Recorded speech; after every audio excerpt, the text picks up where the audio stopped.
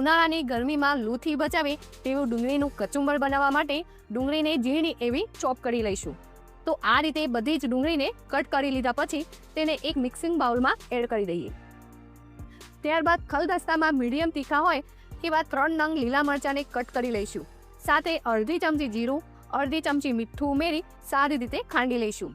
મરચાં સારી રીતે વટાઈ જાય એટલે તેમાં શેકેલા શિંગદાણા ઉમેરી દઈશું અને તેને પણ અધકચરા એવા ખાંડી લઈશું. તો અહીં મસાલો બનીને તૈયાર છે. તો હવે મસાલાને કટ કરેલી ડુંગળીમાં ઉમેરી દઈશું.